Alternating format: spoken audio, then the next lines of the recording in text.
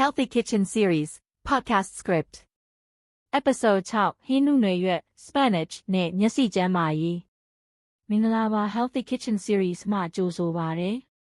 ဒီနေ့မှာတော့အစိမ်းရောင်ဟင်းသီးဟင်းရွက်တွေထဲမှာအာဟာရဓာတ်အလွန်ကျွယ်ဝတဲ့ဟင်းနုနယ်ရွက်အကြောင်းပြောပြသွားမှာဖြစ်ပါတယ်ဟင်းနုနယ်ရွက်ဟာအရသာကောင်းတဲ့ဟင်းသီးဟင်းရွက်တစ်မျိုးသားမကမျက်စိကျန်းမာရေးအရိုးကျန်းမာရေးနဲ့နှလုံးကျန်းမာရေးအတွက်ပါအကျိုးရှိတဲ့အစားအစာတစ်မျိုးဖြစ်ပါတယ်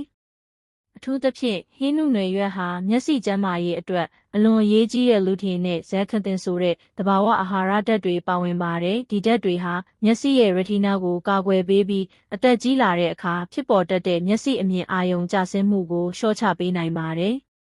ဒီနေ့ခေတ်မှာကွန်ပျူတာဖုန်းထက်ပုံများကိုအချိန်ကြာမြင့်စွာအသုံးပြုနေရတဲ့အတွက်မျက်စိပင်ပန်းခြင်းမျက်စိခြောက်သွေ့ခြင်းအမြင်ဝေဝါးခြင်းစတဲ့ပြဿနာတွေကိုလူအများကြုံတွေ့နေကြရပါတယ်ဟင်းနုနယ်ရွက်လိုအစိမ်းရောင်ဟင်းသီးဟင်းရွက်များကိုပုံမှန်စားသုံးခြင်းကမျက်စိကိုအာဟာရဖြည့်တင်းပေးနိုင်ပါတယ်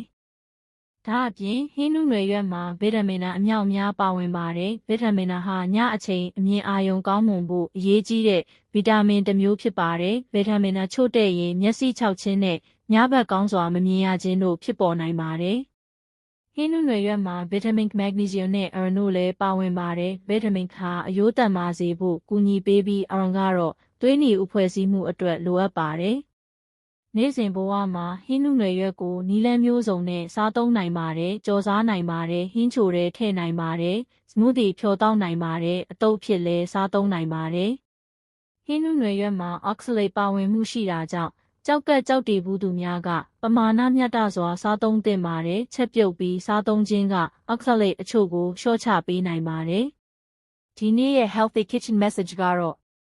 အစိမ်းရောင်ဟင်းနုနယ်ရွက်တပန်းကန်ဟာမျက်စိအမြင်အာရုံကိုကာကွယ်ပေးပြီးကိုယ်ခန္ဓာတစ်ခုလုံးကိုအာဟာရဖြည့်တင်းပေးနိုင်တဲ့သဘာဝစွမ်းအားတစ်ခုဖြစ်ပါတယ်နားဆင်ပေးတဲ့အတွက်ကျေးဇူးတင်ပါတယ် Healthy Kitchen Series ရဲ့နောက်ထပ်အစီအစဉ်မှာပြန်လည်တွေ့ဆုံကြမယ်နော်